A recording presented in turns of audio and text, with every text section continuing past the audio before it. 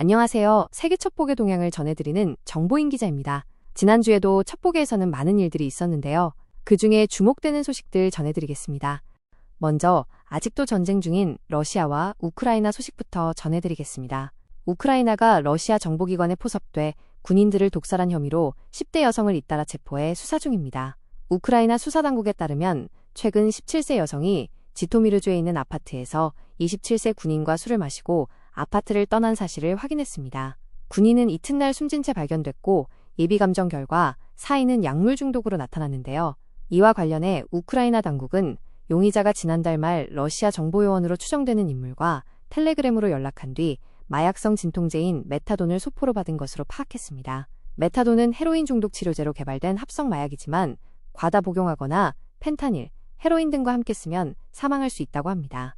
우크라이나 수사당국은 지난 4월에도 헝가리 국경 근처 우즈호로드에서 러시아 측의 사주를 받고 군인을 독살한 혐의로 26세 여성을 붙잡은 바 있습니다. 수사당국은 이 여성이 군인 휴대전화에서 정보를 빼내는 대가로 러시아 정보기관에서 $3,000를 받기로 하고 증거도 인멸한 것으로 판단하고 있습니다. 한편 서방 국가들은 최근 러시아가 SNS와 게임 플랫폼을 통해 여성과 청소년을 소위 일회용 요원으로 모집해 각종 공작에 투입하는 것으로 보고 있습니다. 다음은 국내 소식입니다. 국가정보원이 태국 당국과 공조해 막대한 규모의 마약 원료를 찾아내 압수하는 성과를 올렸습니다. 10일 국정원은 지난 9일 태국 마약통제청과 합동으로 방콕 등 10곳의 마약 원료 물질 보관 창고를 급습해 마약 원료로 쓰일 수 있는 아세톤, 염산, 황산 등 화학물질 49톤을 전량 압수했다고 밝혔는데요.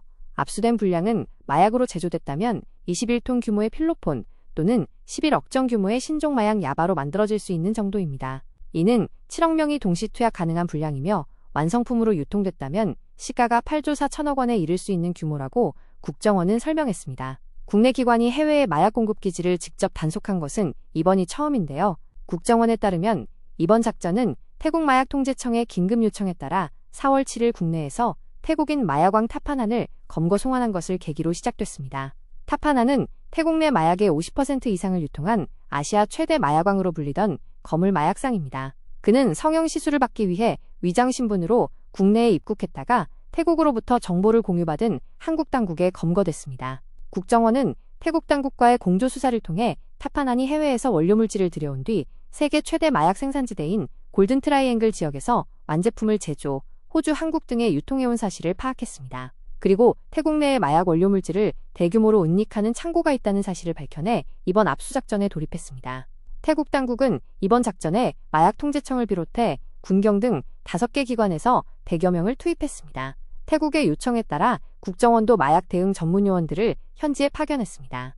이에 작전 직후 아누틴 차니락군 태국 총리가 언론 브리핑에서 국정원의 협조에 대한 감사의 뜻을 표하기도 했습니다. 이와 관련해 국정원 국제범죄정보센터는 한국뿐 아니라 아시아 전역에 공급되는 마약의 생산 원점을 붕괴시켰다는 데 의미가 크다며 태국을 포함한 주요 마약 생산 경유국과의 협력을 지속 강화하여 국제 마약 공급망을 선제적으로 차단해 나가겠다고 말했습니다.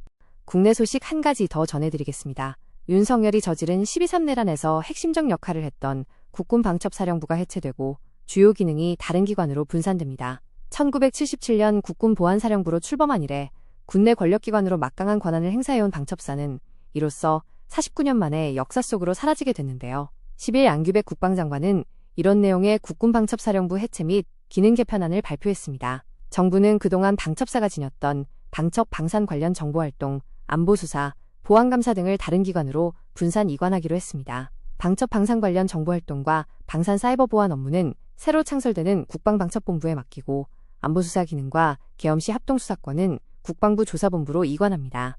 또 국방보안지원단을 신설해 군단급 이상의 중앙보안감사 및 보안사고 조사 등 군내 보안 업무를 수행하도록 할 계획입니다. 방첩사가 군내 권력기관으로 군림하는 토대가 됐다고 평가되어 동향조사, 인사첩보, 세평수집 기능과 방첩 관련 이외의 불법비리 정보수집 기능은 전면 폐지됩니다.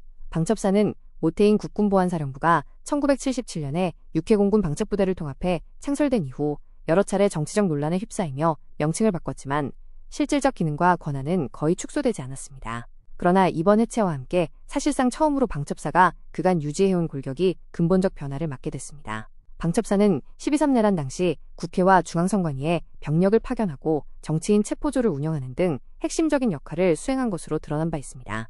이에 이재명 대통령은 대선 당시 군 정보기관 개혁 공약을 제시했고 정부는 방첩사에 과도하게 집중된 권한과 민주적 통제체계 부재 등이 문제의 원인이라고 보고 개혁 방안을 검토해왔습니다. 정부는 방첩사 해체와 함께 신설되는 국방방첩본부에 대해서도 내부 감찰 기능과 국회 국방부에 의한 민주적 통제 등을 강화할 방침입니다.